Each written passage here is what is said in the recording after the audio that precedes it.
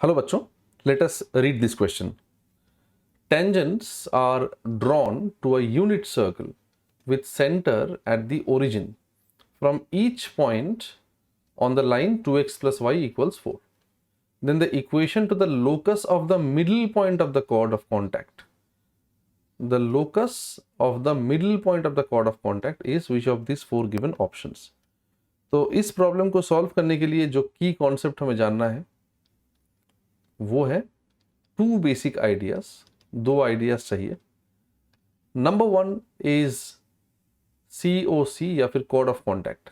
Cord of contact मतलब आपके पास कोई एक सर्कल है, सर्कल के इक्वेशन को मान लो s इक्वल टू 0, बाहर कोई एक पॉइंट है, उस पॉइंट से आपने एक टेंजेंट ड्रॉ किया, यहाँ पे एक्चुअली दो टेंजेंट ड्रॉ किया. तो ये जो पॉइंट्स ऑफ कॉन्टैक्ट है, राइट, टेंजेंट्स जो सर्कल को जिन जिन पॉइंट्स पे कॉन्टैक्ट करेगी उनको ज्वाइन करने से जो कॉर्ड मिल रहा है उसे कहा जाता है कॉर्ड ऑफ कॉन्टैक्ट.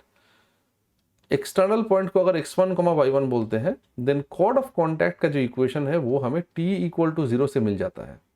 जहां पे t का मतलब क्या है, t इक्वल टू 0 एक्सप्रेशन का क्या मतलब है? मतलब है जो सर्कल के इक्वेशन होगा आपके पास, वहां पे एक्स स्क्वायर्ड के जगह पे आप x(x1) और y स्क्वायर्ड के जगह पे y(y1) से रिप्लेस कर देंगे. सिमिलरली 2x के जगह पे x प्लस x1 और 2y के जगह पे y प्लस y1 से रिप्लेस कर देंगे. कांस्टेंट पे कोई चेंज नहीं आएगा. This is chord of contact का कॉन्सेप्ट. और जो दूसरा कॉन्सेप्ट इसमें हमें चाहिए वो है middle point of a chord का कॉन्सेप्ट. मतलब कोई भी सर्कल में एक कॉर्ड है और आपके पास उस कॉर्ड का मिड पॉइंट दिया गया है. बताया गया है कि सर्कल का इक्वेशन मान लीजिए s इक्वल टू 0 ही है और एक पॉइंट है x1, y1. आपको निकालना है कि ये जो पॉइंट है अगर किसी कॉर्ड का मिड पॉइंट हो, एक ही ऐसा कॉर्ड हो सकता है, तो उस कॉर्ड का इक्वेशन कैसे निकल सकता है. तो that chord is given by the formula t equal to s1, जहां पे t का मतलब मैंने अभी समझाया और s1 का मतलब होता है इक्वेशन ऑफ सर्कल जो है s, उसमें x और y के जगह पे x1 और y1 बैठा देंगे. तो इस कॉन्सेप्ट को अप्लाई करके हम लोग इस प्रॉब्लम को अभी सॉल्व करेंगे. तो क्या बताया गया है? Tangents are drawn to a unit circle. Unit circle का मतलब क्या होता है? And centred at the origin.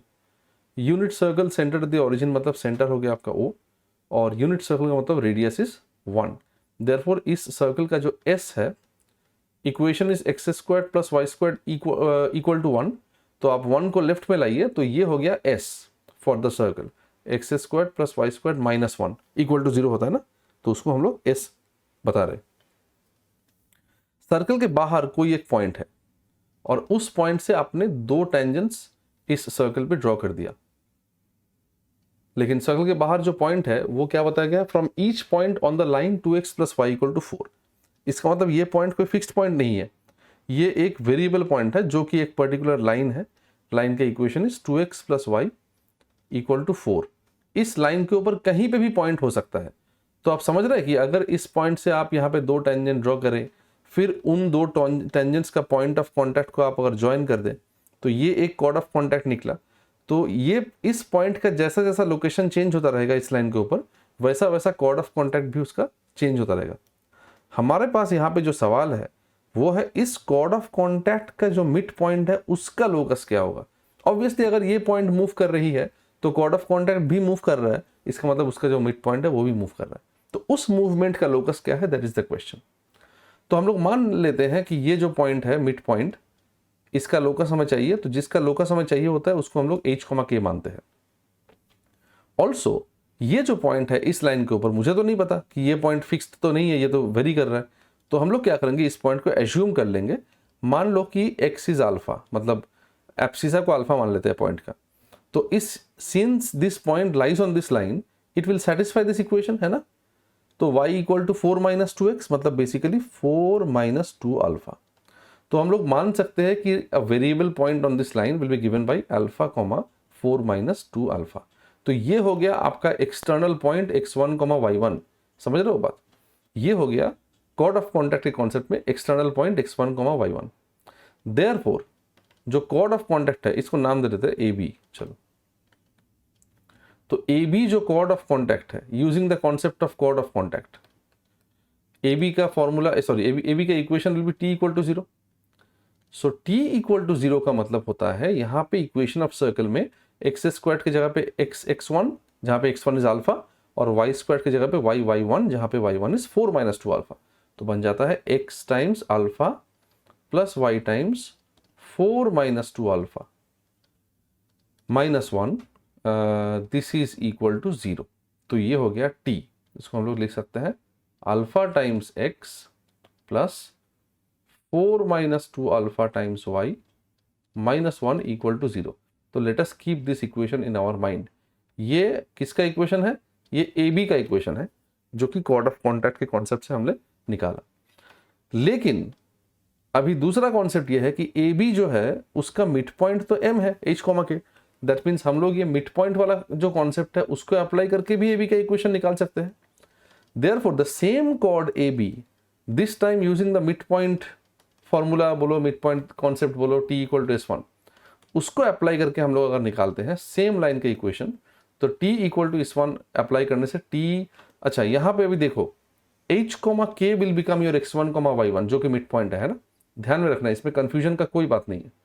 तो कैपिटल T जो है वो बन जाएगा एक्स स्क्वायर मतलब x times h, y square मतलब y टाइम्स k -1, और S1 का मतलब है x और y की जगह पे h और k बैठ जाएगा, तो h square plus k square -1, तो -1 कैंसल्स फ्रॉम बोथ साइड।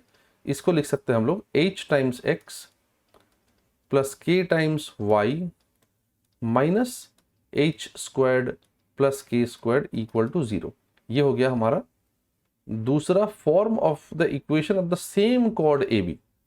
तो यहाँ पे हमारे पास अभी क्या है? ए बी का एक इक्वेशन ये है, ए बी का एक इक्वेशन ये है। दोनों इक्वेशन तो सेम ही होना चाहिए because it represents the same straight line.